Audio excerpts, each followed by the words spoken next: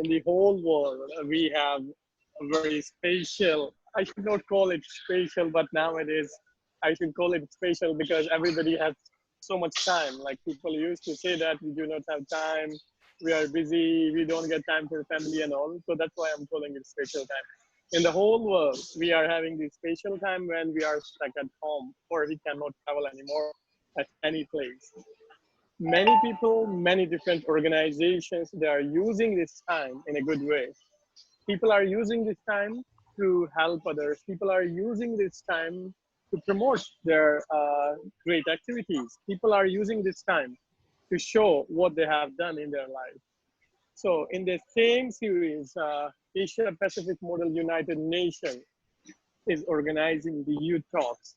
In Youth Talks, we are inviting the youth achievers from different organizations, different areas, different backgrounds, different countries, those who share their experiences and motivate other youths.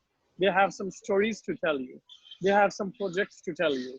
Because when you talk about the teenagers, when you talk about the youth, they are mostly motivated by the real life stories. So I would use, because our mainly audience for tonight is from India. So most of our talk tonight would be in Hindi. So सबसे पहले I would like to introduce our speakers. So today we have the moderator, Mr. Ashwini Kumar Srivastava. Then we have our host from Azerbaijan, Ulka Khanlarova. Then we have speaker Sundaram Shukla, Anubhav, Pradeep Sharma, Sheetal, Meghna, Rahul, Chandrasekhar, Vicky, Pankaj. The common thing they all have is they belong to Scout community. They are scouts and guides from different states of India, and definitely we have international host Ulkar Khanalwa. And you know very well that United Nations is working on a very huge, one of the like biggest project ever, and we call it SDGs. Many of you are aware about it. That is called Sustainable Development Goals, and there are some targets. We have 17 SDGs, and there are targets we need to achieve by 2030. All the nations agree to it, and in their own field, they are working with it. So today's agenda is how Scouts are working for the SDGs. Scouts कैसे sustainable development goals में अपना सहयोग कर रहे हैं और sustainable development goals real में है क्या एक्चुअली, और हम एज इंडिविजुअल और एज ऑर्गेनाइजेशन और एज लाइक हम कोई स्मॉल एंटिटी के रूप में कैसे यूएन सस्टेनेबल डेवलपमेंट गोल्स को पूरा करने में सहयोग कर सकते हैं या अभी तक क्या किया है। तो सब लोग बिकॉज स्काउट है तो मोस्टली जो हम टर्मिनोलॉजी आज इस्तेमाल करने वाले हैं वो स्काउटिंग से ही रिलेटेड रही। So these people are really like great achievers in their own fields, और डेफिनेटली भारत स्काउट्स गाइड एक बेहतरीन संस्था रही है इंडिया में, चाहे वो किसी भी प्रकार का वॉलंटियर वर्क हो, डिफरेंट कम्युनिटी डेवलपमेंट प्रोजेक्ट रहे हों या फिर एजुकेशनल डेवलपमेंट प्रोग्राम्स रहे हों। भारत स्काउट गाइड की जितनी सराहना की जाए उतनी कम है, और जितने लोग आज हमारे पास हैं वो अपने अपने क्षेत्र के जाने माने लोग हैं, स्काउट्स हैं जो बड़े फेमस हैं, जो डिफरेंट प्रोजेक्ट्स के जरिए कम्युनिटी डेवलपमेंट कर रहे हैं अपने समाज को, like what do we call giving back to the society. So now I welcome Ashwini Kumar Srivastava ji. So Ashwini ji कैसे हैं आप? एकदम अच्छे हैं, आप बताइए कैसे हैं? बस बस हम भी ठीक हैं। हम चाइना में हैं अभी, सिचुएशन यहाँ पे बहुत अच्छी है, like currently the situation is like one of the best places ever like we can have in the whole world is China right now, especially the Shanghai area. और हिंदुस्तान का भी मुझे पता चलता रहता है मीडिया के जरिए या फैमिली से बात करते के टाइम पे कि अभी इतना अच्छा सिचुएशन नहीं आया है, कंट्रोल में नहीं आया है, लेकिन I hope everything will be fine soon, और like definitely the future of our country and our world is in good hands, because when you see around different social media you can find that youth are engaged in great work. Okay, So now I would like to welcome Ulkar Khanlarova from Azerbaijan. Hello, Ulkar. Salam alaikum. Hi Kemal, hi everyone. I'm very glad to be here. And also I am a trainer from FPG in Azerbaijan. That's why it will be interesting for me. That's really great. And if you all guys remember that last week we had a youth talk. That was our first youth talk with Ulkar Khanlarova. And we expect that Ulkar will be delivering another talk in future too. And definitely it's going to be great. Now, without wasting more time, because we already took 10 to 15 minutes extra because of some technical issues, so we are late. So we really do apology for this situation. But without wasting more time, I would like to invite our speakers. First, let them introduce themselves. सब लोग अपना परिचय देंगे. फिर उसके बाद मैं जो मंच है मैं अश्विनी जी को हैंड ओवर करूंगा और वो एक के बाद एक सबको मतलब एक चांस देंगे. वो प्रेजेंटेशंस भी शेयर कर सकते हैं और खाली अपनी स्टोरीज भी शेयर कर सकते हैं, लेकिन ध्यान रखिए आपका कैमरा ऑन होना चाहिए और आप जो भी बात कर रहे हैं वो मतलब आपका माइक अच्छा होना चाहिए जो सब लोग सुन पाए and it should be audible and it should be clear enough. Okay Ashwini ji. Okay, thank you. Okay ji, over to you. Thank you very much Kamal ji. मैं आप लोग को बधाई देता हूं कि आप इस फोरम पे सेलेक्टेड लोग सेलेक्ट हुए हैं बोलने के लिए, तो इसके लिए बहुत बहुत बधाई. और आज का प्रोजेक्ट है SDGs, और SDGs में आपको एक प्रोजेक्ट जो आप लोगों ने लिया है उसको आपको डिस्क्राइब करते हुए अपने कार्यों को बताना है कि कैसे आप क्या करेंगे और क्या किए.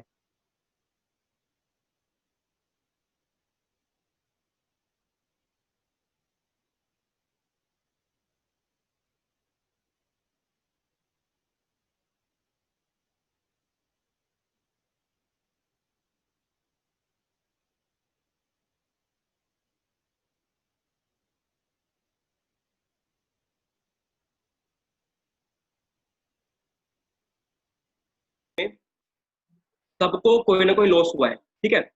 एंड देन बट इसका अपोजिट हमारे एनवायरनमेंट को काफी बेनिफिट हुए, उन लोग काफी प्रॉफिट हुआ है. वो कैसे हुआ है? जैसे अब हम अपने एनवायरनमेंट को काफी डैमेज कर रहे थे, काफी पॉल्यूटेड कर रहे थे, तो जिसकी वजह से क्या नाम हमारे उस पे एनवायरनमेंट में काफी मतलब वो नुकसान हो रहा था. बट कंटेंट टाइप में ऐसा हुआ है कि हमारा जो एनवायरनमेंट है वो काफी चेंज हो गया है. चेंज होने का मतलब ये कि पॉल्यूशन कम हो गया है, आसपास जो भी हमारे क्या नाम है पॉल्यूटेड एरिया थे वो क्लीन हो गए हैं. व्हीकल्स जो हम काफी ज्यादा यूज कर रहे थे वो व्हीकल्स कम हो गए हैं. वो एयर है जो पॉल्यूटेड एयर थी वो क्लीन एयर हो गई है. और हम जब मॉर्निंग में उठते हैं तो हम अपने यहाँ पर बर्ड्स की लिटिल बर्ड्स होती है ना, उनकी आवाज सुन सकते हैं. मतलब कहने मतलब ये है कि काफी क्लियर वॉइस हो गया है या फिर एनवायरनमेंट काफी क्लीन हो गया है. फॉर एग्जाम्पल के लिए इंडिया में सबसे पॉपुलर रिवर है गंगा. उनको काफी टाइम से उन पे क्या नाम वर्क चल रहा था कि उनको हम कैसे क्लीन करें. गवर्नमेंट ने मिलियंस उन पे रुपीज उन पे खर्च करें, उनका टर्नओवर रहा है, उनका उनका प्लान्स रहे, बट कोई भी सक्सेस नहीं हो पाया. क्यों? क्योंकि जो उनका डेली रूटीन चल रहा था हमारा, हम उन पे गवर्नमेंट क्लीन करती है, देन हम उनको पॉलिटिक कर देते थे, तो जिसकी वजह से वो प्लान सक्सेसफुल नहीं हो पा रहे थे. बट क्वारंटाइन टाइम में ये हुआ है कि हम घर से बाहर नहीं निकल पाए, जिसकी वजह से हम उनको पॉल्यूट नहीं कर पाए, और इसी वजह से वो काफी क्लीन हुए. ऐसे ही हम तो उसमें इंडिया में जो और भी रिवर्स है वो काफी क्लीन हुई है. क्यों? क्योंकि हम उनको पॉल्यूट नहीं कर पाए. ये ऐसा नहीं है कि हम उनको पॉल्यूट करना चाहते हैं, वो बाय रीजन से हो जाती है. या जैसे हम कह सकते हैं जैसे हमारे आसपास इतने सारे वो MNC कंपनीज है या फिर मैन्युफैक्चरिंग कंपनीज है, उनसे जो एयर हो गई है, उनका वाटर हो गया है, काफी पॉल्यूटेड है. जो उनके वहाँ के जो स्टाफ्स है इस चीज को अवॉइड कर देते हैं. वो ये नहीं सोचते कि हमारा जो पॉल्यूटेड जो मटेरियल है वो कहाँ पे हम फेंक रहे हैं, वो चीज में नहीं सोचते हैं, और वो उनको कहने में सारा थ्रो रिवर्स में वो उसमें थ्रो कर देते हैं, जिसकी वजह से हमारी रिवर्स है वो गंदी हो जाती है. और क्या नाम है हम उनको काफी टाइम से हमारी मेरी टीम की ये कोशिश है कि हम उनको ट्राई कर रहे हैं कैसे उन मेंबर्स को हम इंकरेज करें, अवेयर करें कि हमारी जो रिवर्स है वो हमारे लिए कितना इंपॉर्टेंट है, हम उनको कैसे क्लीन कर सकते हैं। एंड देन हमारे फ्यूचर को देखते हुए अगर हम उनको क्लीन नहीं करते तो हमारे फ्यूचर को लेकर कितना हार्मफुल हो सकती है। तो मैं और मेरी टीम उस पर वर्क कर रहे हैं और हम उनको लोगों को अवेयर कर रहे हैं कि किस तरह हम उनको मतलब मैक्सिमम से मैक्सिमम टाइम उनको क्लीन करने में हम निकालते हैं, उनको क्लीन करें। और हमारे कहने में काफ़ी ज़्यादा हमारा का एरिया हमने उनको कवर करा है और रिजल्ट भी काफ़ी पॉजिटिव आया है, लोगों ने काफ़ी अच्छा फीडबैक दिया है और हम इंशाल्लाह हम आगे भी यही अपना वर्क कहने में कंटिन्यू रखेंगे। Thank you so much.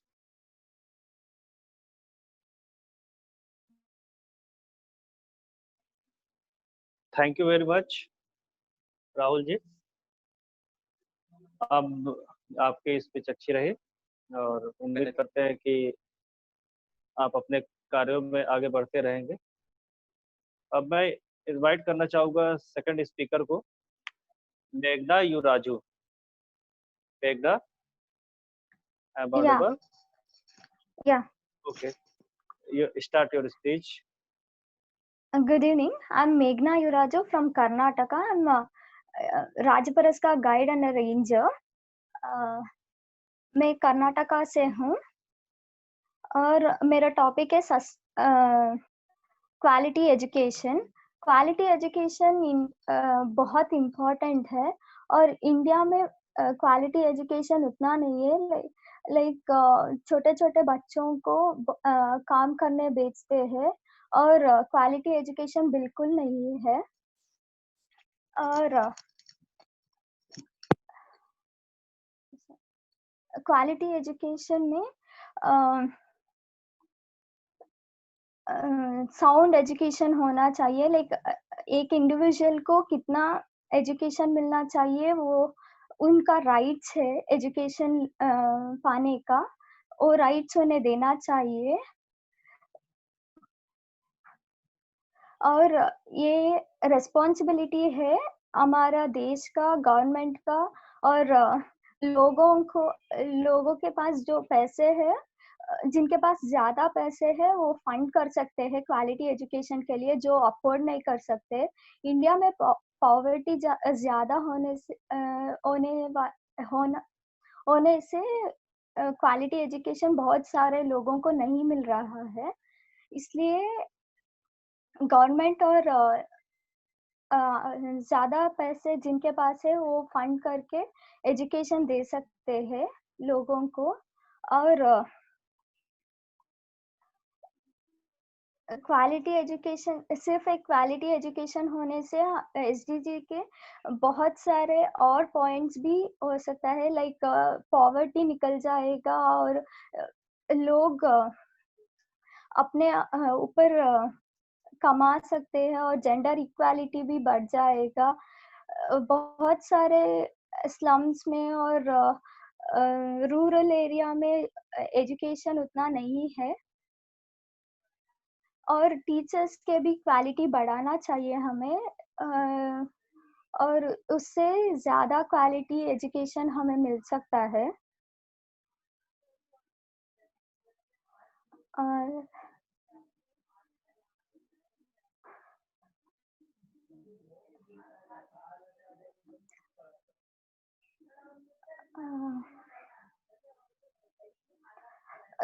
Quality education हमारे देश का बैकबोन हो सकता है अगर बहुत सारे लोगों को मिले तो। और हमारा देश इकोनॉमिकली बहुत ज़्यादा फास्ट ग्रो कर रहा है, इसलिए क्वालिटी एजुकेशन बहुत ज़्यादा ज़रूरी है। और इंडिया में बहुत वाइडली ऑब्जर्व किया है, स्टूडेंट्स को मैकेनिकली चीजें सीखना अच्छा लगता है, तो वो उस कॉन्सेप्ट में हम ज्यादा कंसंट्रेट करके उन्हें पढ़ा सकते हैं।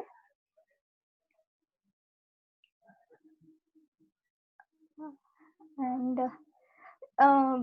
इनिशिएटिव लेके हमें उनको पढ़ाना चाहिए। जो लोग बहुत पूर है उन्हें पढ़ाकर हमें जो हमारे पास बुक्स है वो भी दे सकते हैं, पढ़ने के इंटरेस्ट जो जिनके पास है उनको, और ऐसे स्टैंडर्ड्स बढ़ा सकते हैं हम।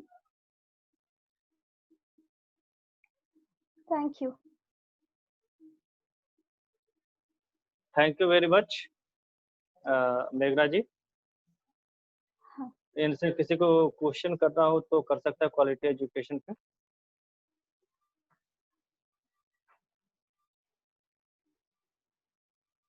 Okay, thank you. थैंक अब यू। मैं नेक्स्ट स्पीकर को इनवाइट करना चाहूँगा, Vicky Saini. Vicky Saini, next speaker Vicky Saini. Vicky Saini, I am Audible? Vicky Saini,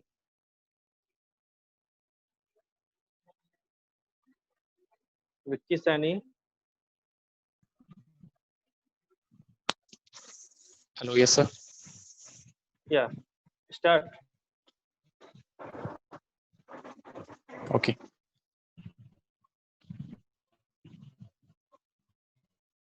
I'm Vicky Sani from Rajasthan. Hello, yes, continue. I am Vicky Sani. I am Vicky Sani from India, state Rajasthan, district Jaipur. Awarded rower. मेरा topic है affordable and clean energy. इसके बारे में ये मैंने project लिया, इसके बारे में बात जिसे हम बात करें मैं मोस्टली की अफोर्डेबल एंड क्लीन एनर्जी के लिए, तो जिससे सस्ती, विश्वसनीय, सतत और आधुनिक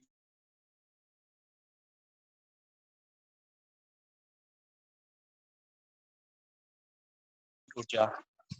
चुनौतियाँ क्या है? मोस्टली हम बात करें कि ईंधन के बिना विकास नहीं हो सकता, तो इसमें क्या है कि मोस्टली एनर्जी रिक्वायरमेंट होती है, ऊर्जा जरूरी है, और ऊर्जा की सततता और सुलभता से वंचित लोग, जो भी मोस्टली ऑल ओवर वर्ल्ड के अंदर जो भी लोग हैं, कैंडिडेट्स वगैरह विश्व के अंदर, जो प्रगति में हिस्सा लेने के अवसर से वंचित रह जाते हैं। यानी कि मोस्टली जो इनमें पार्टिसिपेट करने से यानी कि उनको प्रॉपरली जो एनर्जी है प्रोवाइड वगैरह नहीं हो पाती है, यानी कि उनको प्रॉपरली रिक्वायरमेंट है उसके अकॉर्डिंग जो एनर्जी वगैरह है वो रिक्वायरमेंट नहीं हो पाती है, जिससे दुनिया भर में 1 अरब से लोग ऊर्जा सुलभ यानी कि उनको प्राप्त वगैरह नहीं हो पाई है।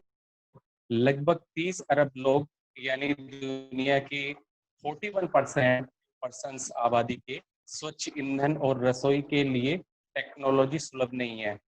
मोस्टली सेकंड ऑफ हम बात करें इसकी ये क्यों महत्वपूर्ण है, यानी कि इसका इम्पोर्टेंस है। तो संयुक्त राष्ट्र महासचिव बान की मून ने कहा था कि ऊर्जा वह है सुनहरी डोर है जो आर्थिक वृद्धि, सामाजिक क्षमता और पर्यावरण की सततता को जोड़ती है। ऊर्जा सुलभ होने पर लोग पढ़ सकते हैं, अपना कारोबार वगैरह है वो चला सकते हैं, शुरू कर सकते हैं, और अपनी प्रतिभा का पूर्ण विकास कर सकते हैं, यानी कि जो भी स्किल वगैरह है उसको दिखा सकते हैं ऑल ओवर वर्ल्ड के अंदर अपने को। और आज की दुनिया के सामने मौजूद लगभग चुनौतियां काफी हैं, उसके अवसर, सुरक्षा, जलवायु यानी एनवायरमेंटल जो भी चेंजेस वगैरह हो रहे हैं, एंड जो वीट वगैरह है वो उनका प्रोडक्शन,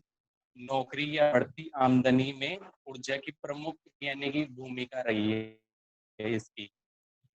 और जैसे आगे हम बात करें इसकी सतत ऊर्जा की, तो अफोर्डेबल क्लीन एनर्जी की, तो इसके अंदर है कि सततता ऊर्जा पैदा करती है, यानी कि जो अफोर्डेबल क्लीन एनर्जी प्रोड्यूस करती है, जीवन, अर्थव्यवस्था और पृथ्वी का अकाल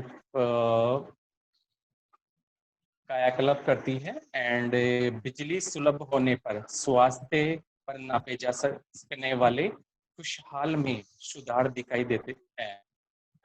एंड जैसे इसका हम बात करें कि इसका समाधान क्या है, यानी कि इसको समाधान के लिए जैसे मैंने भी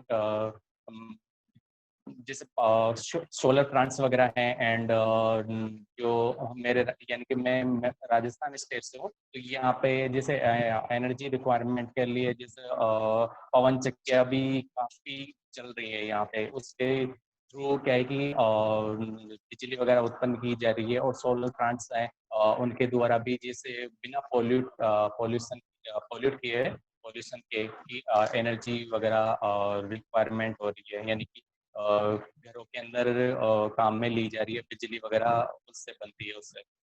जैसे मेरे घर के अंदर भी मैंने सोलर प्लांट्स वगैरह लगा रखे हैं, एंड जो बोरवेल होता है जिससे पानी वगैरह नलकूप और जस्ट लाइक हम बोल सकते हैं, तो वो भी मेरे घर में है। उसमें भी सोलर प्लांट लगाया हुआ है। उसके अंदर जैसे गवर्नमेंट है, तो वो क्या करती है कि अपने को फंड वगैरह भी देती है इसके लिए, सोलर प्लांट वगैरह लगाते हैं। एंड जैसे मैं बात करूँ कि मैं ज्वेलरी डिपार्टमेंट राजस्थान यूनिवर्सिटी से केमिस्ट्री स्टूडेंट, तो वहाँ पे भी काफी तादाद में, यानी ऑल ओवर यूनिवर्सिटी के अंदर सोलर प्लांट्स वगैरह लगा रखे हैं सभी डिपार्टमेंट्स के अंदर। एंड जैसे मैंने भी और मेरी टीम वगैरह है, उन्होंने भी अवेयरनेस कैंपिंग वगैरह चालू की है। और वहाँ पे ऑल ओवर राजस्थान में, और जो भी मेरे फ्रेंड्स वगैरह हैं, उनको कर रहा हूँ मैं, और मेरी टीम वगैरह इसके लिए अवेयरनेस कर रही है कि ज़्यादा से ज़्यादा सोलर प्लांट्स वगैरह भी अपने घर के अंदर, क्योंकि काफ़ी यहाँ पे राजस्थान में काफ़ी धूप वगैरह होती है, यानी कि काफ़ी डेजर्ट एरिया भी है, और जैसे धूप वगैरह की भी बहुत ज़्यादा होती है यहाँ पे। तो इस वजह से जैसे सोलर प्लांट से एनर्जी रिक्वायरमेंट की काफ़ी तादाद में होती है। एंड उससे वो सोलर प्लांट से जैसे लाइट्स वगैरह के लिए काफ़ी यूज में ली जाती है। एंड उसकी बिजली की खपत भी बहुत कम हो पाती है नॉर्मली, जैसे पानी वगैरह से बनती है उससे। एंड जैसे सेकेंड ऑफ इसका समाधान के बारे में हम बात कर रहे थे, तो जैसे सतत विकास के लक्ष्यों के लक्ष्य 7 उद्देश्य सतत जबरदस्त असंतुलन को दूर करना। इसके लिए सुनिश्चित करना होगा कि 2030 तक, यानी कि नॉर्मली 2030 तक हर किसी को सस्ती दर के अंदर, यानी कि विश्वसनीय और आधुनिक ऊर्जा सेवाएं सुलभ हो। और ऊर्जा की सुलभता का दायरा फैलाने के लिए जरूरी है। और जैसे भी नॉर्मल रेंज के अंदर जैसा बिल्स वगैरह आते हैं, तो वो क्या है कि आजकल मंथली हो गए, तो नॉर्मल हम जिससे सोलर प्लांट्स वगैरह लगाते हैं, तो उससे क्या होता है कि हमें काफी जैसे हम निवेश किया जाए, एशिया के इस क्षेत्र में प्रगति का ध्वजवाहक रहा है। एंड यहाँ सुलभता में जनांकीय वृद्धि का दुगना कर दिया गया है। 2010 से 2012 के बीच आधुनिक नवीकरणीय स्रोतों से ऊर्जा की खपत में 70 हिस्सों में सहित विकासशील क्षेत्रों में हुई है, यानी कि इसकी इंप्रूवमेंट हुई है 72%। एंड जिससे हम बात कर रहे थे कि पवन चक्की की, एंड जल सोलर प्लांट्स वगैरह, बायो भूतापीय ऊर्जा जिससे नवीकरणीय स्रोत हैं, तो उनसे ऊर्जा की खपत है वो ऊर्जा की खपत नहीं होती है, और प्रदूषण मुक्त होती है वो एक तरीके से। एंड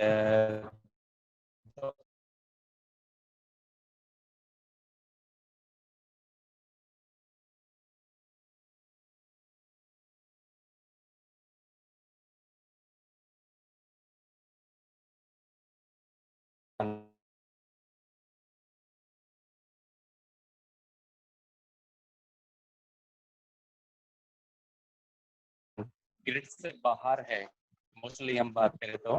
एंड लेकिन इस समय नवीकरणीय ऊर्जा की हिस्सेदारी विश्व के ऊर्जा मिश्रण मिश्रण जैसे हम बात करें भारत और लक्ष्य 7, यानी कि तो उसके अंदर क्या है कि दुनिया में ऊर्जा की मात्रा में भारत की प्रमुख हिस्सेदारी, यानी कुल परसेंट का 1.4 पार्ट है।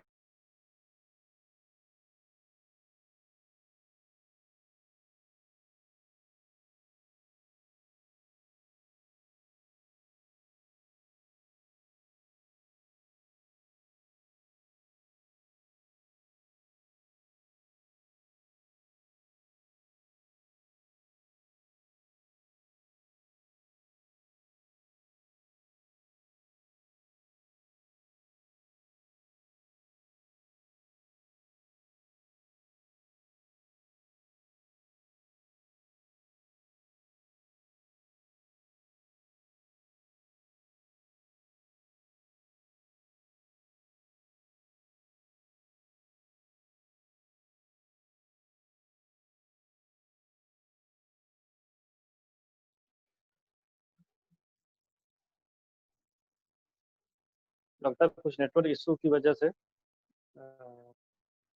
आवाज कट गई है। तो मैं नेक्स्ट स्पीकर को बुलाना चाहूंगा, सुंदरम शुक्ला।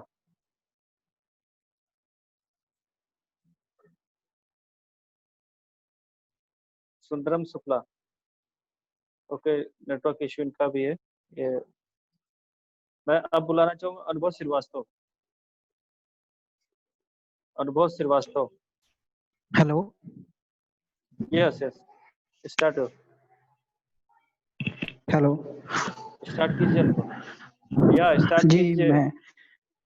मैं अनुभव श्रीवास्तव, स्टेट उत्तर प्रदेश, डिस्ट्रिक्ट गोरखपुर से। मेरा टॉपिक है सर जीरो हंगर पे। तो मेरा ये है कि सर कि देश में भुखमरी मतलब बहुत बहुत ज्यादा है। तो आज हमारे देश में भुखमरी की कारण ये है कि भाईचारों में शिक्षा की कमी है। क्योंकि भुखमरी इसलिए हो रही है कि जिसके पास है वो किसी के दूसरे के बारे में नहीं सोचता, भले ही वो फेंक दे, कमी कर को ना दे। तथा हम बोलते हैं कि मेरा देश महान है, महान है, पर हम इतना फर्ज पूरा करते हैं कि देश के लिए नहीं करते। हम तो भूखमरी से कैसे भी बच जाएंगे। हम खुद को कहते हैं कि पूरी दुनिया। Hello hello. Yes yes yes, continue continue. हमारे देश में भाईचारा है, लेकिन कितना भी भाईचारा है निभाते हैं, जब भी कुछ करने की बारी आती है तो देश के लिए हम पीछे हट जाते हैं। बट कैसे भी हमारे को या दुनिया में भुखमरी की खत्म हो गई है। जैसे कि आज हमारा सोशल मीडिया है, तमाम तरह की अफवाहें फैलाता है। जैसे कि न्यूज देखना है कि जबकि वो में हमारे देश की भुखमरी तथा गरीबी के बारे में नहीं दिखाना चाहता है, कि ताकि सब देखकर लोगों के अंदर प्रॉब्लम आती है लोगों के। और भूखे लोग जैसे कि पेट भरने के भीख मांगते हैं, जागृत होते हैं। जैसे कि भुखमरी खत्म होने से दुनिया को हमारी उम्मीद के बजाय खुद के से देश के लिए, दूसरों के लिए जितना भी कर सके करना चाहिए। क्योंकि जानिए, जिस देश में जिसके पास खुद को ज्यादा गरीबों को दे सके या भूखा ना रख सके, उसकी भूख मिटाने उस दिन हम गर्व से आज कह सकते हैं कि हाँ, भूखा नहीं कोई सोएगा। एक दिन ये वक्त आएगा कि हम हमारे देश में आंखों के सामने सबको खुशी देखेंगे। और जैसे कि हमारे देश में कोविड-19 के वजह से जैसे ज्यादा लोग इस समय हमारे ख्याल से एक मंथ पहले मतलब कुछ ज्यादा लोग मतलब खाना नहीं खा पाते थे, भूखे रहते थे। मतलब जैसे भी लोग hello hello hello. Yes, we are here. आवाज आ रही है, तो कंटिन्यू रखिए। और अपना क्या नाम है ना, वीडियो ऑन करें अनुभव अपनी। सॉरी सर, वीडियो में थोड़ी प्रॉब्लम हो गई, बस कैमरा खराब है सर। Continue continue. यही है सर, भूख मिटाने के लिए। जैसे कोविड-19 में मतलब बहुत सारा वर्क किया हम लोगों ने। जैसे भूखे लोगों को खाना खिलाया सर, बहुत दिन तक मतलब 30 दिन तक हम लोगों ने मतलब ये वो चलाया अपने उत्तर प्रदेश भारत स्काउट गाइड की तरफ से, कि लगभग 30 दिनों तक हम लोगों ने सुबह शाम लगभग 200 लोगों को सुबह शाम हम लोग भोजन कराते थे। तो यही मेरा कि कोई मतलब भूखा ना रहे। हेलो ठीक, कंटिन्यू। हेलो। तो सदा यही है कि गरीबों को मतलब भूखा ना रखे, मतलब जीरो हंगर रखे, मतलब कि कोई भूखा सोए ना। और हम लोगों ने मतलब वर्क तो किया है, बट उतनी अच्छे से नहीं कर पाया, क्योंकि हम लोगों को खुद भी बचना था कोविड-19 से। हेलो। ओके, थैंक यू अनुभव। और थैंक यू वेरी मच अनुभव। अब मैं नेक्स्ट स्पीकर को इनवाइट करना चाहूंगा, पंकज कुमार को।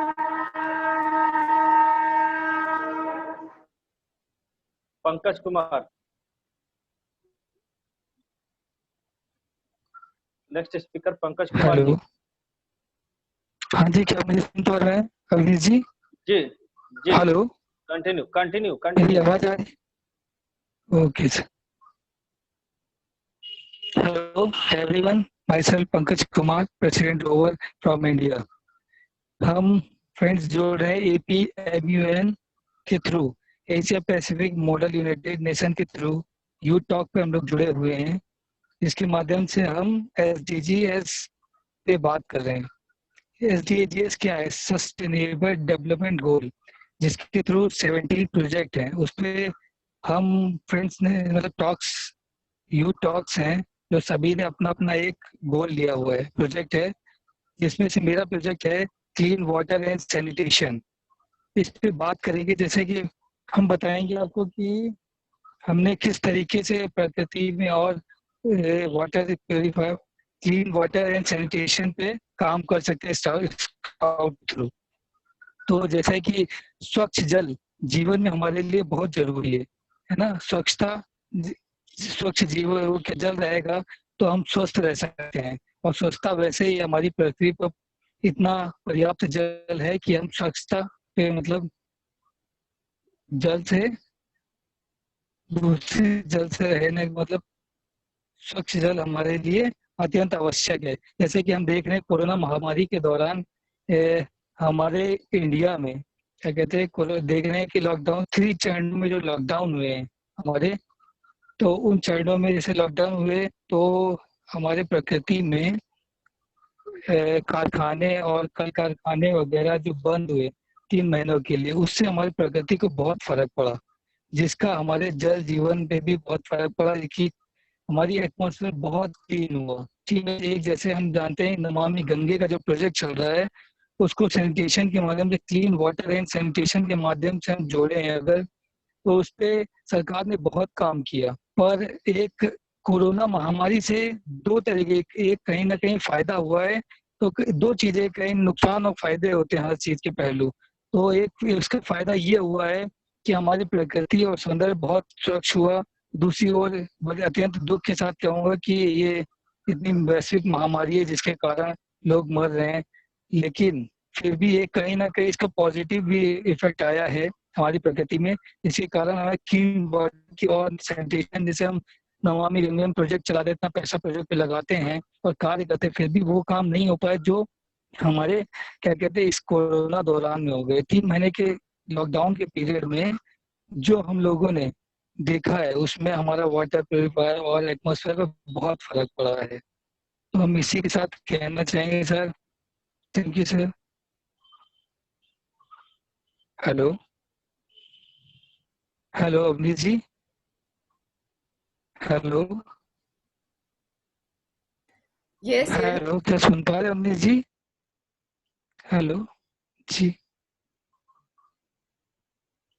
तुम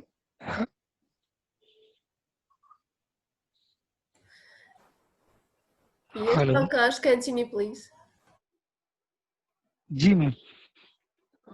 तो ये इसी तरीके से हमारे क्या कहते हैं एक जैसे कि वाटर पे काम करे, तो हमारे इंडिया में दिल्ली में देखते हैं हम, हमारी क्या कहते हैं स्टेट की सरकार है जो केजरीवाल की, उसने भी प्यूरीफायर लगाए हुए हैं। प्यूरीफायर लगा कर भी जो काम वो नहीं कर पाए है ना, वो हमारे एटमॉस्फेयर पे, हमारे कोरोना में कहीं ना कहीं का पॉजिटिव इफेक्ट पड़ा है ना। ये क्लीन हुआ है, वाटर क्लीन के और सैनिटेशन के माध्यम से हम लोग साफ सफाई पे काम करते थे, है ना। कारखाने वगैरह जो हमारे इंडिया में कोरोना के दौरान जो 3 चरणों में 57 दिवसीय जो लॉकडाउन चला है, उसमें हमारी प्रकृति को बहुत ही इफेक्ट पड़ा है। मतलब अच्छा कहना चाहूंगा मैं ये कि कोरोना के दौरान वाटर, क्लीन वाटर पे काम जो हमने किया वो इस जरिए बहुत अच्छे से हो पाया है। तो आगे भी हम स्काउट्स मिलकर इसके लिए क्या कर सकते हैं, ये हमारे लिए बहुत जरूरी है कि हम स्काउट से क्लीन वाटर एंड सैनिटेशन पे किस हद तक और कैसे नया कुछ इन्वेंशन कर सकते हैं। इसी वार्ता के साथ मैं अपनी बात संपन्न करूंगा। Thank you ma'am. ठीक है, थैंक यू पंकज जी। अब मैं नेक्स्ट स्पीकर को थैंक यू बुलाना भैया। चाहूंगा, सुंदरम शुक्ला जी को। सुंदरम शुक्ला जी।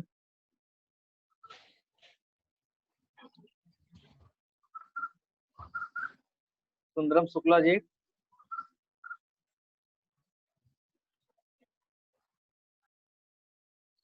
सुंदरम शुक्ला जी।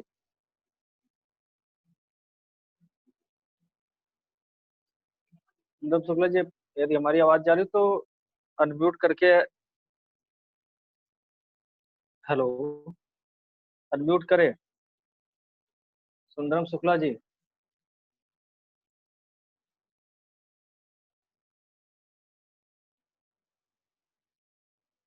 लगता है कुछ नेटवर्क इश्यू है। क्या सुंदरम शुक्ला जी आज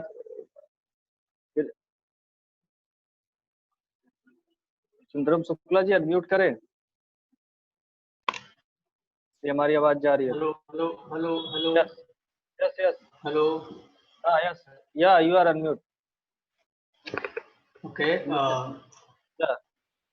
स्टार्ट, मैं यस स्टार्ट योर मैं वीडियो। सर नेटवर्क इशू के कारण मेरा वीडियो ऑन नहीं हो पा रहा है वो, और इसीलिए सर मैं वीडियो अपना ऑन नहीं कर पा रहा हूँ। आई थिंक नेटवर्क इशू है। मैं सुंदरम शुक्ला, जनपद गोरखपुर से IT कोऑर्डिनेटर, उत्तर प्रदेश। मुझे जिस टॉपिक पे बोलना है वो टॉपिक है रिड्यूस इनइक्वालिटी, मतलब असमानता को कम करना है। उसके पहले जानते हैं असमानता क्या होती है। असमानता चूंकि कई प्रकार की होती है, लाइक हमारी जातिवाद की तरह की असमानता की जाति भेद, उसके बाद आय असमानता। तो हमको जो बोलना वो आय असमानता पर हम बात करेंगे कि आय असमानता क्या होती है। आय असमानता एक कल्याणकारी राज्य की सबसे बड़ी विडंबना है और हाल ही में जारी विश्व असमानता रिपोर्ट 2018 ने भारत में बढ़ती आय असमानता की समस्या को फिर से सतह पर ला दिया है। दरअसल यह नितांत ही मौलिक बात है कि जब कोई राज्य अपने नागरिकों में कोई भेदभाव नहीं करता और न ही किसी एक वर्ग के कल्याण को तिलांजलि देकर दूसरे की मदद करता है, तो फिर क्यों अमीर और भी अमीर और गरीब और भी गरीब होता जा रहा है। ये सोचने वाली बात है कि जो हमारे यहाँ के अमीर हैं वो तो अमीर है ही, लेकिन जो गरीब है वो और गरीब होते जा रहे हैं, और जो अमीर है वो और ज्यादा अमीर हो जा रहे हैं। इसलिए हम विश्व की असमानता के रिपोर्टों के अलावा आय असमानता के कारणों एवं समाधान पर भी हम आपके साथ चर्चा करेंगे। जानते हैं कि सबसे पहले कि क्या है विश्व असमानता। विश्व असमानता पेरिस स्कूल ऑफ इकोनॉमिक्स में स्थित वर्ल्ड इन इक्वालिटी लैब द्वारा तैयार की गई एक रिपोर्ट है, और इस रिपोर्ट को वर्ष 1980 से वर्ष 2016 के बीच 36 वर्षों के वैश्विक आंकड़ों के आधार पर बनाकर तैयार किया गया। संपूर्ण विश्व में व्याप्त असमानता की गंभीरता का अंदाजा इस बात से लगाया जा सकता है कि आय की सर्वोच्च श्रेणी में गिने जाने वाले शीर्ष 1% लोगों की कुल संख्या महज 7.5 करोड़ है। मतलब कि जो बहुत ज्यादा धनी लोग हैं हमारे देश में, मतलब पूरे दुनिया में, वो सिर्फ 7.5 करोड़ लोग ही हैं। और मतलब 50% जितने लोग भी कमाते हैं पूरे दुनिया में, उनकी संख्या 3.5 अरब है। मतलब कि आधा से ज्यादा कमाई सिर्फ 1% लोगों के पास है हमारे पूरे दुनिया की। तो इसीलिए ये क्यों ऐसा हो रहा है, क्योंकि इस आय असमानता एक कारण है इसके लिए। और भारत के संबंध में ये रिपोर्ट ये बताती है हमें कि वर्ष 2014 में भारत के शीर्ष 1%, सिर्फ 1%, यानी 100 व्यक्ति में सिर्फ एक व्यक्ति अमीरों के पास राष्ट्रीय आय की 22% हिस्सेदारी थी। मतलब सिर्फ पूरे भारत में 1% अमीर जो थे जिनके राष्ट्रीय आय की 22% हिस्सेदारी थी, और 10% अमीरों के पास पूरे 56% की हिस्सेदारी थी। मतलब पूरे इंडिया में 10% लोग ऐसे थे जिन्होंने पूरे भारत की आधा कमाई को अपना हिस्सा बना लिया था। और देश के सिर्फ 0.1 सबसे अमीर लोगों की कुल संपदा मिलकर निचले 50% लोगों की कुल संपदा से अधिक हो गई थी। और इसका कारण क्या है? कारण सिर्फ यही है कि धन का पुनर्वितरण सही संभव नहीं हो पाया है। आजकल भी भारत में प्राय महिलाओं को किसान नहीं माना जाता है, महिलाओं को हिस्सेदारी नहीं दी जाती है, न ही उनके पास कोई भूमि है। इसीलिए किसानों के लिए चलाई जा रही योजनाओं का लाभ उन्हें नहीं मिल पा रहा है। और भारत में पुश्तैनी अरबपतियों की संख्या तो और अधिक है। ऐसे में एक पीढ़ी से दूसरी पीढ़ी तक धन का हस्तांतरण एवं संचयन होता रहता है। और सबसे बड़ा जो कारण है वो रोजगार की कमी का भी आए। रोजगार की हमारे भारत में जो कमी है, इसीलिए सभी लोग अपने बराबर दर्जे का धन नहीं कमा पाते हैं, और जिससे कि आय असमानता हो जाती है और उन्हें समाज में गलत निगाहों से देखा जाता है। और आजकल भी हमारे गांव में, शहर में, जहाँ पे भी है, वहाँ पे बहुत बड़े बड़े लोग हैं, बहुत अच्छे लोग ऐसे हैं जो पढ़ने लिखने के बावजूद भी कम पैसे में काम करने को तैयार है। लाइक नरेगा, आप खुद देखें कि मतलब हर तरह के लोग नौकरी में अपना फॉर्म भरने के लिए स्टार्ट हैं, क्योंकि उन्हें पैसे चाहिए। और पैसे, आय असमानता तभी खत्म होगी जबकि भारत में रोजगार ज्यादा लाया जाएगा और जितने भी हमारे कारण जैसे सभी लोगों को समान दर्जा दिया जाएगा, तब हमारे देश की आय असमानता को कम किया जा सकता है। आज के हम इसके संबंध में बस यही बोलना चाहेंगे और फिर से हम माइक ओवर करते हैं अश्विनी भैया को। ओवर टू अश्विनी भैया।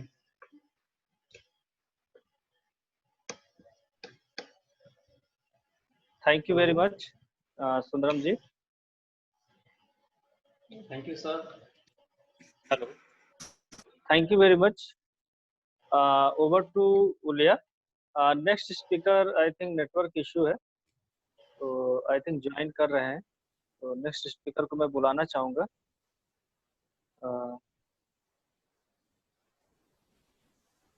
Pradeep Sharma ji. Pradeep Sharma ji.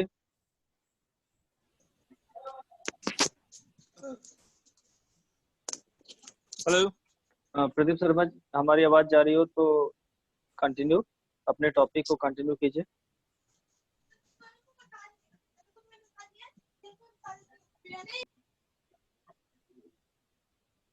Pradeep ji.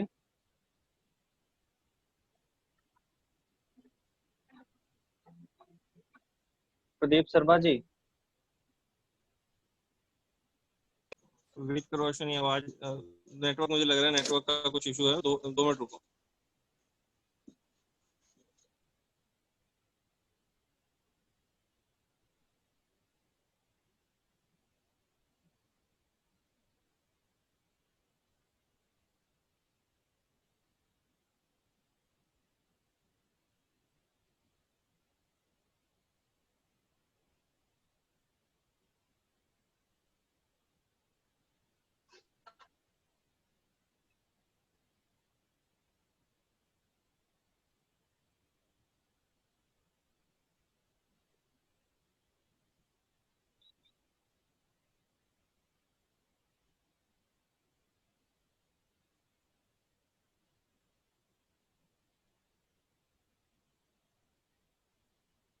Satish ji, I am audible?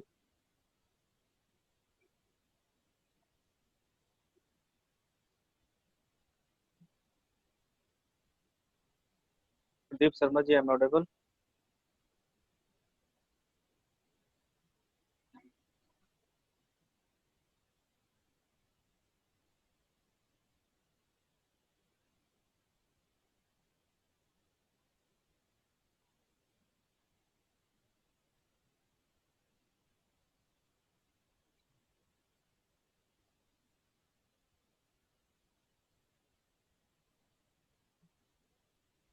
Pradeep Sharma ji, हमारी आवाज सुनाई दे रही है?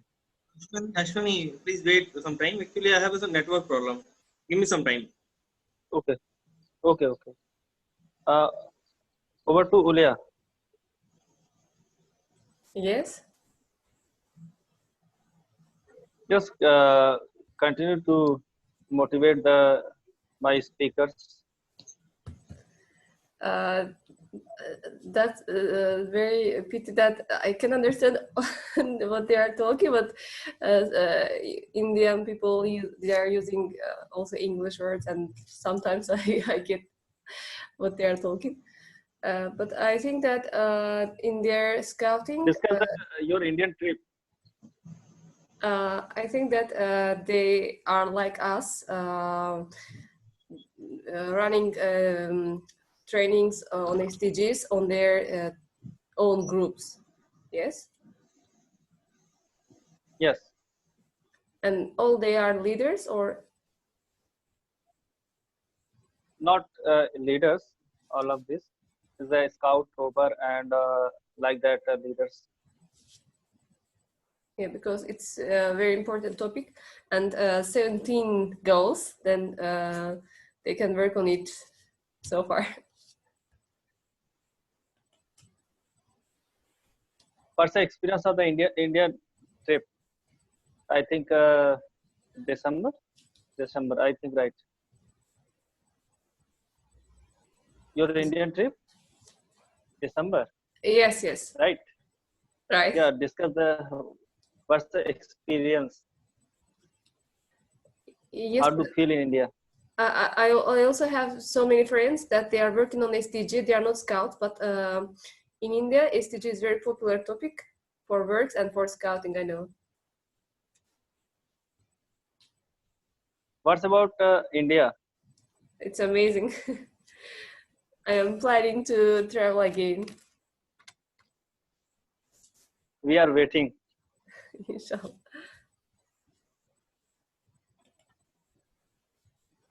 या मैं नेक्स्ट स्पीकर चंद्रशेखर जी को बुलाना चाहूंगा. थैंक यू लिया. चंद्रशेखर जी, हमारी आवाज जा रही है आपके पास?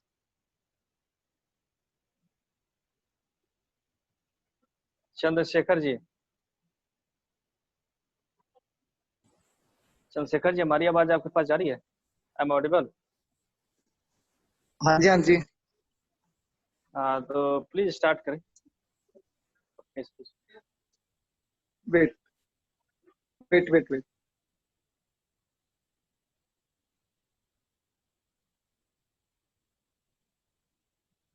Hello. Yes Chandrashekhar ji, start. Hello, good evening all. Video on कर ले अपनी.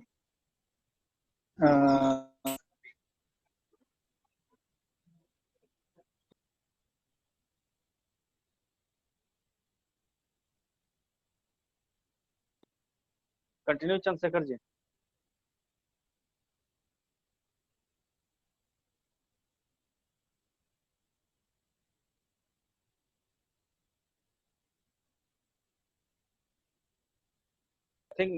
आई थिंक नेटवर्क इश्यू था कुछ, तो अभी कुछ दिक्कत आ रही. प्रदीप शर्मा जी.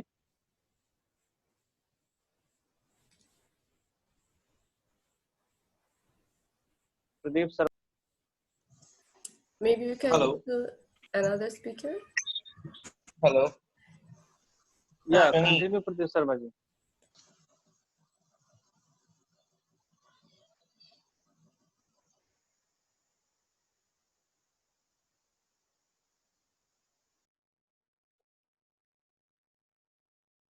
कंटिन्यू प्रदीप शर्मा जी.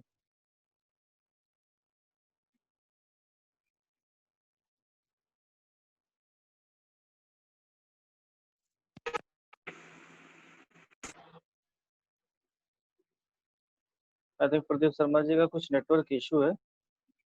चलिए, मैं आपको कुछ एसडीजीएस के बारे में, भारत के संबंध में वर्कों के बारे में बताऊंगा. तो अभी रिसेंट में आप देख रहे होंगे कि कोविड-19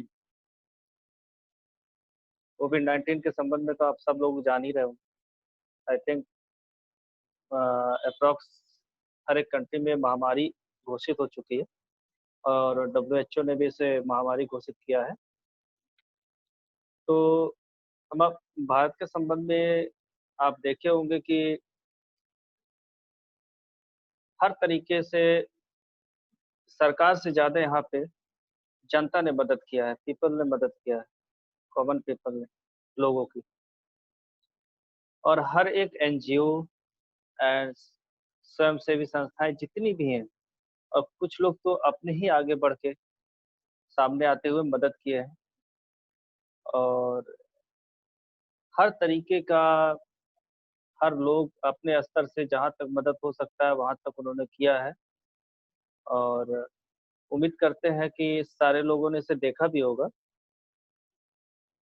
तो अभी रिसेंट में आपको मैं अपनी स्टोरी थोड़ी सी शेयर करूंगा यहाँ पे.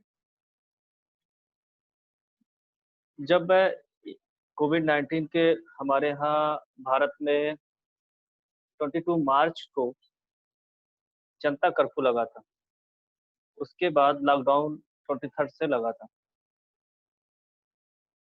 तो जब 23 से लगा था, हम लोगों ने तभी से एक प्रोजेक्ट स्टार्ट किया था जिससे कि कोई व्यक्ति रास्ते में भूखा ना रहे. और उसके संबंध में हम लोगों ने जहाँ तक हो सका लोगों की मदद की है. और एक टीम बना के शहर से लेके गांव तक, रास्ते में, बस स्टैंड पे, रेलवे स्टेशन पे, और भी जहाँ जिसको जरूरत होती थी, फोन करके हम लोगों से हेल्प मांगता था. जिसमें गोरखपुर से कुछ स्वयंसेवी संस्थाएं थी, जैसे स्माइल रोटी बैंक, और भी कुछ संस्थाएं थी जो हर तरीके से अपना कार्य कर रही थी. तो उसमें अप्रॉक्स अभी तक भी वो कार्य चल रहा है, जब तक लॉकडाउन चलेगा तब तक तो चलता ही रहेगा। वहाँ पे अपने लोग कार्य कर भी रहे हैं, और भी स्काउट संस्था की तरफ से लगातार कार्य किए गए हैं। उत्तर प्रदेश भारत स्काउट गाइड जो affiliated by national headquarter NSO से, राष्ट्रीय मुख्यालय से हमारे एफिलिएटेड है, उनकी तरफ से 50-50 की टास्क फोर्स बनाई गई थी हर जनपद में, डिस्ट्रिक्ट में। इसके तहत डीएम के साथ परमिशन लेते हुए आगे हर प्रकार के कार्य किए गए, और उम्मीद करते हैं कि हर व्यक्ति को, हर स्काउट्स ने एक एक स्काउट ने अपनी जान के बिना परवाह करते हुए उन्होंने मदद किया। ये नहीं देखा कि हमें क्या मिल रहा है क्या नहीं मिल रहा है, अपने स्तर से जितना हेल्प कर सकते थे उन्होंने किया। अभी तक उत्तर प्रदेश में कुछ डिस्ट्रिक्ट हैं जो बहुत ही औसम काम किए हैं, जैसे गोरखपुर हो गया, पीलीभीत हो गए, और भी बहुत से डिस्ट्रिक्ट्स हैं जिसने बहुत अच्छा वर्क किया है। और स्काउट्स एक ऐसी संस्था है जिससे हम ये कह सकते हैं कि हर तरीके से जहाँ तक हो सकता है वो हेल्प करते हैं, और बिना किसी स्वार्थ के, कोई स्वार्थ नहीं रहता, उसके बाद भी जनता के लिए स्काउट्स खड़े रहते हैं और लगातार मदद करते हैं लोगों की। और अभी जो SDGs के 17 प्रोजेक्ट चल रहे हैं, तो हमें लगता है वर्ल्ड में जितना स्काउट्स वर्क कर रहे हैं इस संबंध में, उतना कोई नहीं कर रहा है। तो मैं उम्मीद करता हूँ कि ऐसे ही स्काउट्स हमारे काम करते रहें और आगे बढ़ते रहें, और कुछ ऐसे अच्छे स्काउट्स हमेशा लगे रहें, जिससे कि हमारी संस्था और वर्ल्ड में स्काउट्स अपना नाम रोशन करते रहें, जिससे कि आगे की प्रक्रियाओं में उनको लाभ मिलता रहे।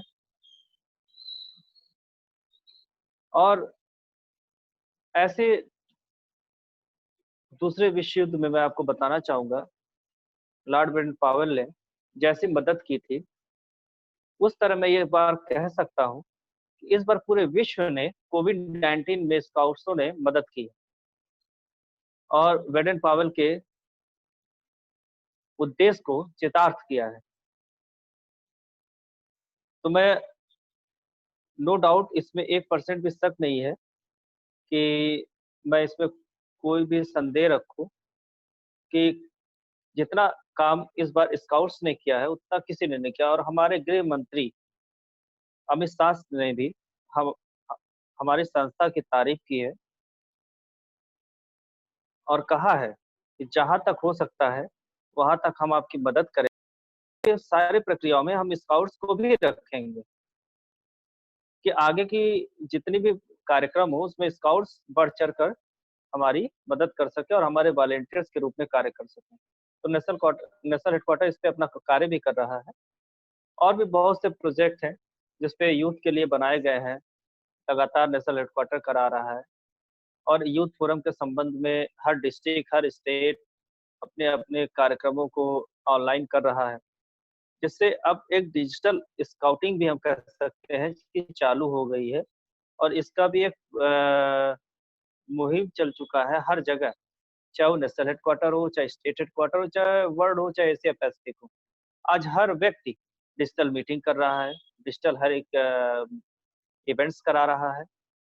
तो मैं ये कहूँगा कि आज की डेट में जो डिजिटल होना था, ये कोविड-19 में डिजिटल हो गया है, और इससे कुछ लाभ भी मिले हैं, जिसके तहत कि भाई हमारा एक कम्युनिकेशन स्तर अच्छा बना है डिजिटल की वजह से। तो डिजिटल स्काउटिंग एक तरीके से मैं नाम देना चाहूँगा कि डिजिटल स्काउटिंग भी भारत स्काउट गाइड में एक अच्छा मुहिम और अच्छा एक कदम है, जिसके आगे तहत चल रहा है। तो मैं इतना ही कहूँगा कि स्काउट्स हमेशा अच्छा कार्य कर रहे हैं और निस्वार्थ भाव से कर रहे हैं, और उम्मीद करते हैं कि आगे भी करते रहेंगे। Once a scout is always scout, जो हमारा एक मोटो है। तो इसमें मैं कहूँगा कि हर एक स्काउट्स कहीं ना कहीं कभी ना कभी ऐसे कार्यों में जुड़ा रहता है। कुछ अपनी परेशानियों से नहीं भी जुड़ पाते तो उनको जहाँ भी मौका मिलता है वो जुड़ते हैं। मैं इसी के साथ अपने वाणी को विराम देते हुए मैं प्रदीप शर्मा जी को इनवाइट करना चाहूंगा नेक्स्ट स्पीकर कि वो अपनी बात रखे। प्रदीप शर्मा जी। Good evening, all of you. Myself Pradeep. I am from Delhi. My topic is zero hunger. I'm right, Aswani? Hello? I'm audible? Yeah, you are audible. Continue. Okay. Maximum सब लोग यहीं के है ना? Hello? Yes, continue. Yes, continue. Okay okay. तो जैसा कि हम लोग अभी, जैसा अश्वनी ने बोला कि लॉकडाउन में हम लोगों ने इतनी मेहनत की, स्काउटिंग से लोगों ने इतना मेहनत किया, लोगों को बेसिकली हम लोगों का मेन मोटिव यही था कि मतलब कोई भूख से ना मरे। हमारी संस्था का मोटिव ही मतलब मेन उद्देश्य यही था कि हम लोग जो है हर उस आदमी तक भोजन पानी पहुंचा दें जो अपने घर पैदल जा रहा है, अपने घर से निकल के, मतलब एक शहर जहाँ पे वो कमाता था वहां से निकल के अपने गांव अपने होम टाउन जाने की कोशिश कर रहा था। कि हम सबने ये देखा होगा कि शहर में हम लोग नहीं बच पाएंगे, इसलिए लोग शहर को छोड़ के अपने गांव की तरफ भागे कि वहां शुद्ध हवा मिलेगी, शुद्ध पानी मिलेगा। लोग धीरे धीरे जो है अपने उसकी तरफ पहुंचने लगे, जिससे कि हम लोगों को लगा कि यार नहीं, लोग भूखे भी मर रहे हैं, भूखे प्यासे। इतनी गर्मी इंडिया में आप लोगों को पता ही है कि सबसे ज्यादा गर्मी का महीना था ये लॉकडाउन का पीरियड, मार्च अप्रैल मई। तो इस गर्मी में तो 1 किलोमीटर चलने के बाद भी आप लोगों को ऐसा लगता है कि आप भूख लग गई, आपको प्यास लग गई। आप 500 मीटर 1 किलोमीटर अगर इस गर्मी में चलेंगे तो आपको लगेगा कि यार अब हमको पानी पी लेना चाहिए, लेकिन उनके पास पैसे नहीं थे, उनके पास जाने का साधन नहीं था। तो वो लोग उन लोगों को हार ना माने वो लोग, इसलिए हम लोगों ने कोशिश की, हम लोगों ने सबने मिल बांट के अपना अपना समय निकाला, अपने अपने पॉकेट मनी से पैसा निकाल के संस्थाओं को दिया जो इस काम में लगे थे। और हम लोगों ने अभी तक सब कुछ बहुत अच्छा गया। जैसा कि वर्ल्ड में महामारी में लाखों लोग मर गए, हमारे यहाँ अभी तक 15,000 लोग ही इस काबिल मतलब इस मौत के मुंह में जा पाए हैं। संस्था इंडिया में अभी रिकवरी रेट आप लोग देख रहे होंगे कि बहुत बढ़ गया है। तो ये इंडिया के लोगों की इम्यूनिटी का ही वो है कि ये लोग मेहनती लोग हैं, इसलिए ये लोग हमारे यहाँ डेथ रेशियो भी कम है। बाकी मैं यही कहूंगा कि हर आदमी को अपने पड़ोस में देखना चाहिए कि सबसे पहले आपका पड़ोसी भूखा नहीं सो रहा, फिर उसके बाद अपने समाज को देखना चाहिए, उसके बाद अगर कुछ बचता है तो अपने पूरे क्षेत्र को देखना चाहिए। Thank you Ashwani, thank you. Over to Ashwani. Thank you very much Pradeep ji. आप सभी लोग को जुड़ने के लिए बहुत बहुत धन्यवाद। और अप्रॉक्स हमारे लगता है सारे स्पीकर्स हो चुके हैं, तो मैं over to Uliya.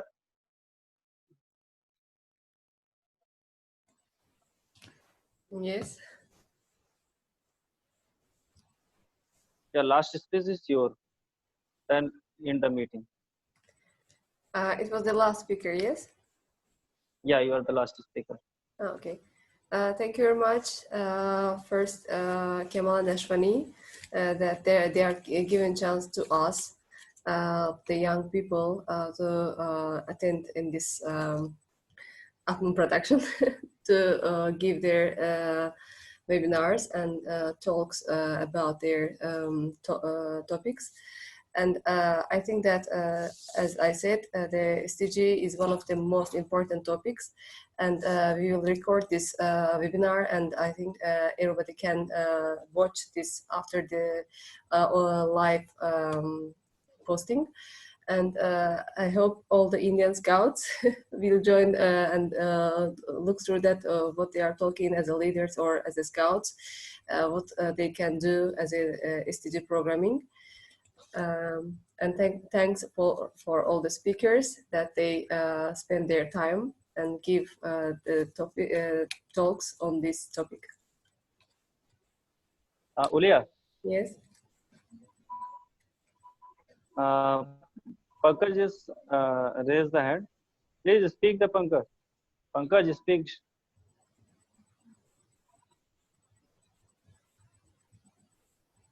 Pankaj ji, I'm audible.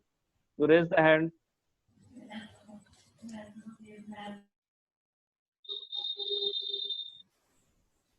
Pankaj ji, you raise the hand. Yeah, Ulia, continue. Yes, I just want to thank to all the speakers that they spend their time and give us very useful topics that talk on this topic. Okay. And I just want to ask one question. It's not about our topic. That when I was in India, I couldn't find any scouts there. Yes. Do they have a special meeting point or and in which cities, in which states? Yeah, continue.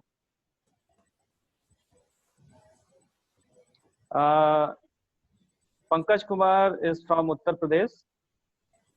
Anubhav Srivastava is from Uttar Pradesh. Meghna Raju is from Karnataka. Pradeep Sharma is from Uttar Pradesh. Rahul Jackal is from Haryana. Sundaram Shukla is from Uttar Pradesh. Vicky Saini is from Rajasthan.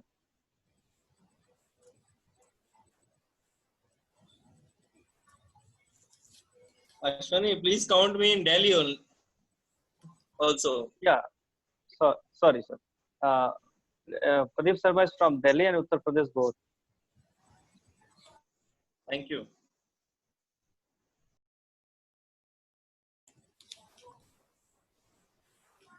Yeah, Ulia. Yeah, I asked the question. I think it's not heard. Yeah, yes. Can you please repeat your question? Yes, I was saying that when I was in India, I didn't see any scouts during these 10 days.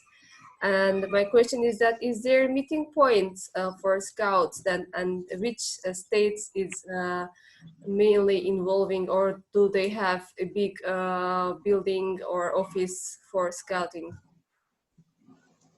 Well, yeah, we have a national headquarters in Delhi, and we have every state. We have 50 lakh scouts in India. In every state, we have around 1 or 2 lakh scouts. Yeah, I just informed that 5 crores, above than 5 crores scouts in India, scout guides in India. You just go to the Wikipedia, and then the number of the scouts and guides. Next time, when you are planning. Sorry? Next time, when you are planning in India?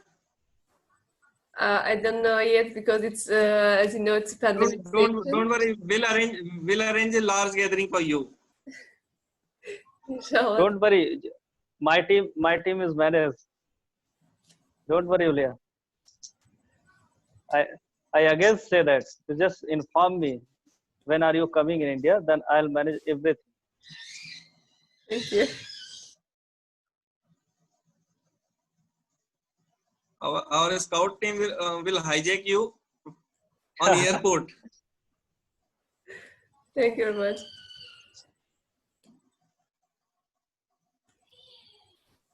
Okay, so I think all speakers happened.